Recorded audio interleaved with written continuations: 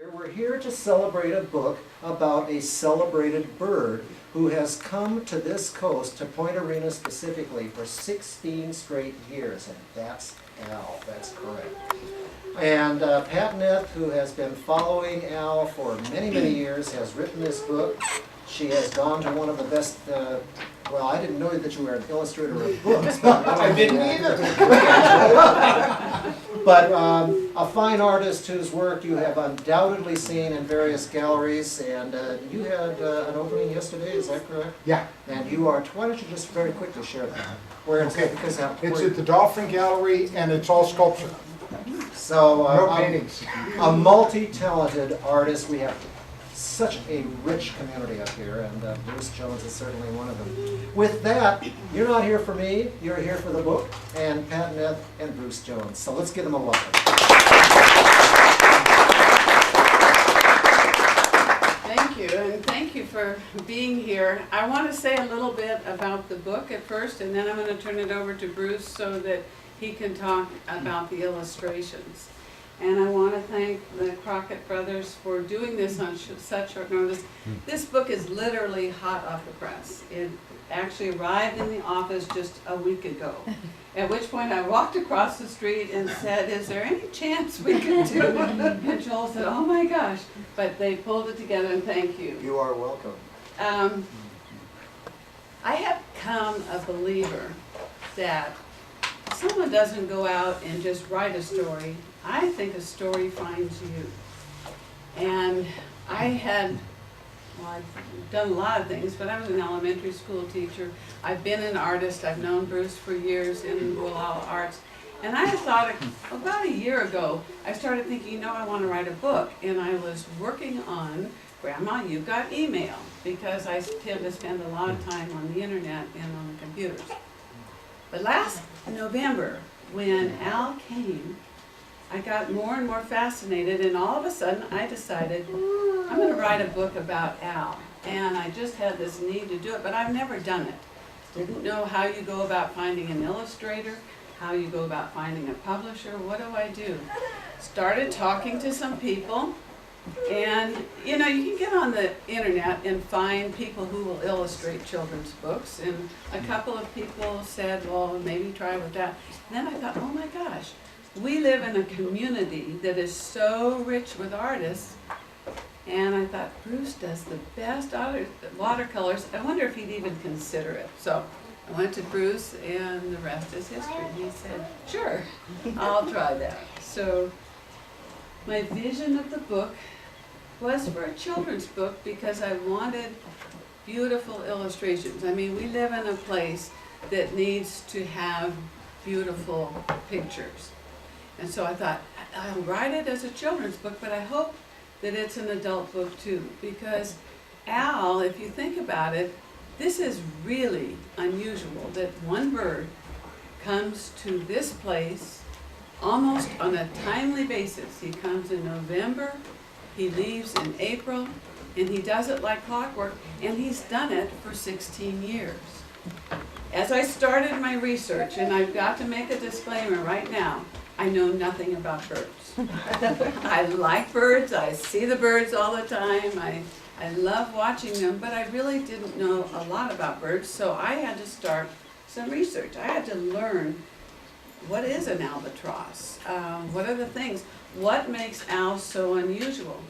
And the book's title is Al the Mysterious Albatross. And the reason he's mysterious is he does things that a normal albatross maybe wouldn't do. And one of them is he does a migratory pattern in that he comes here every November and he leaves in every April.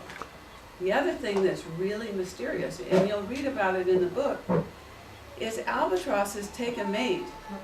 They're colonial birds, they take a mate for life, and they hang out around their colony. Now when they're out feeding, yes, they range all over the oceans, but they have colonies that they go back to, and this is the mating time of year when he shows up here, all by himself. So this is kind of the things that makes Al unusual.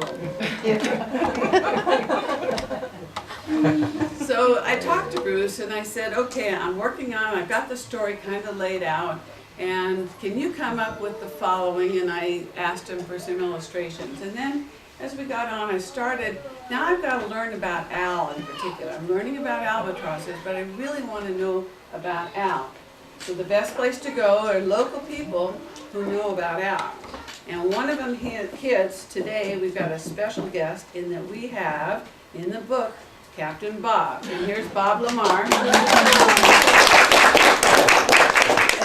And he will sign your book if you want after.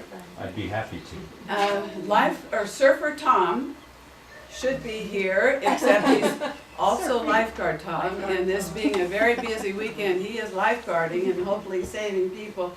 If he can, he'll be here, and maybe he can sign some books too.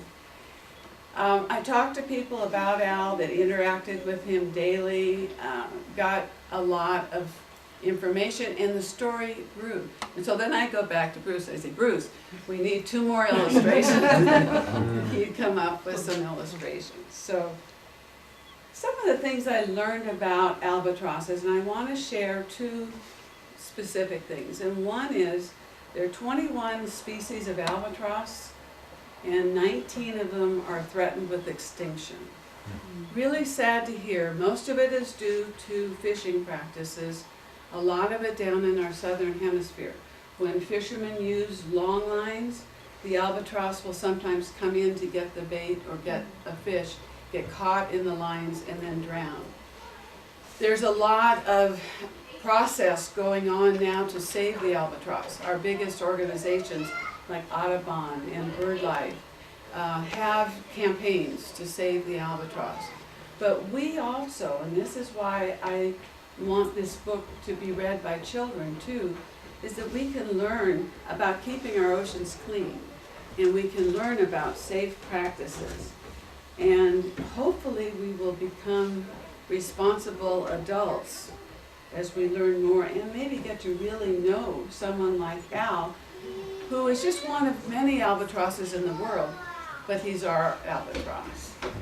I would like to read just my favorite part of the book to you, and then I'm going to turn this over to Bruce so he can talk a little bit about his amazing illustrations. Sometime each April it becomes apparent that Al has left, when more than several days pass with no sight of him. When this happens, there's a feeling of sadness and emptiness around the pier. What if Al doesn't come back? Where does he go?